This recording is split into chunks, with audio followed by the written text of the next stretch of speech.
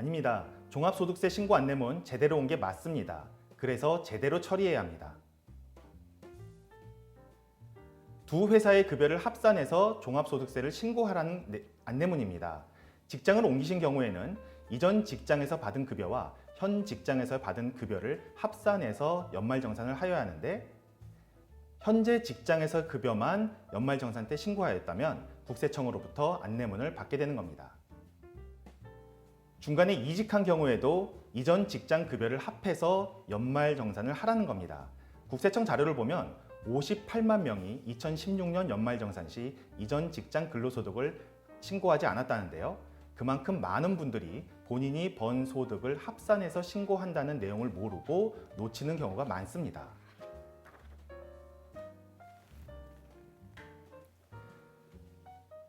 개인이 1년간 번 소득을 모두 합산해서 세금을 계산하도록 되어 있기 때문입니다.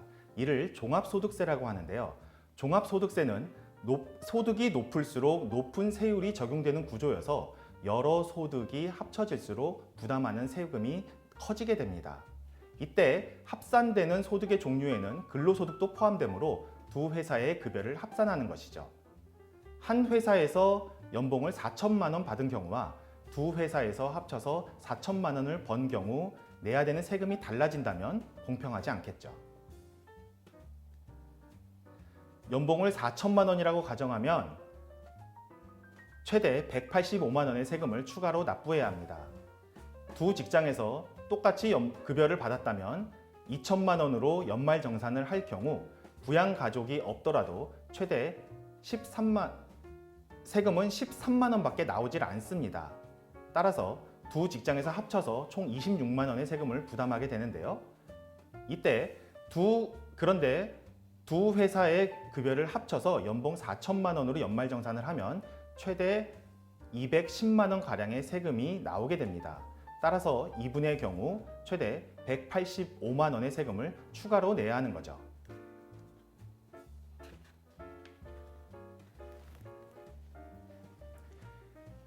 (1년) 내에 세무서에서 기한 후 신고하라는 안내문이 발송됩니다. 이럴 경우에는 본래 납부해야 되는 세금 외에 신고 불성실 및 납부 불성실 가산세가 추가되는데요.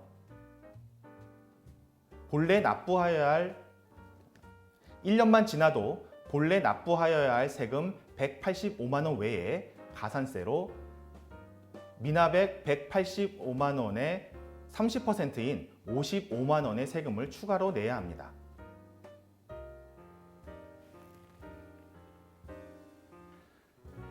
반드시 이전 직장에서 근로소득 원천징수 영수증을 잘 챙겨서 현 직장에 제출하면 됩니다.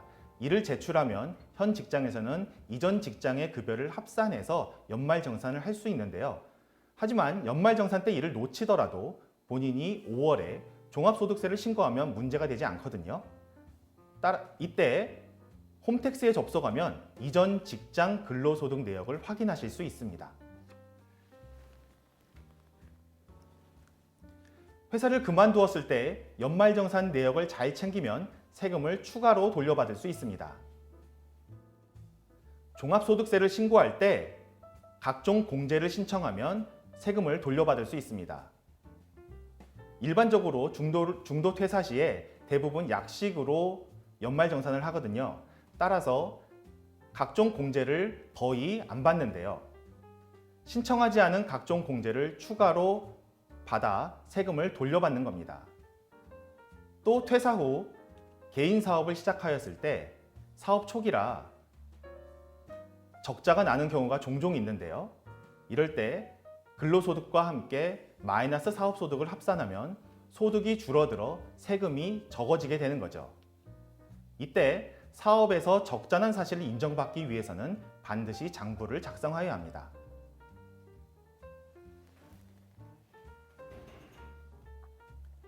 올해 7월 1일부터 신용카드 등으로 지출하신 도서비 및 공연비에 대해서는 일정 요건을 만족한 경우 최대 100만 원까지 소득공제가 가능해졌습니다.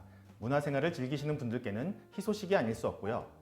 우리가 병원에서 지출하는 의료비의 경우 여러분들께서 많이 가입하신 실손의료보험 등을 통해 보전받는다면 그 보전받으신 금액은 공제 대상 의료비에 해당하지 않습니다. 따라서 이런 부분을 모르시고 과다하게 공제를 신청하셔서 향후 세무상 불이익을 받는 경우가 없으시길 바라겠습니다.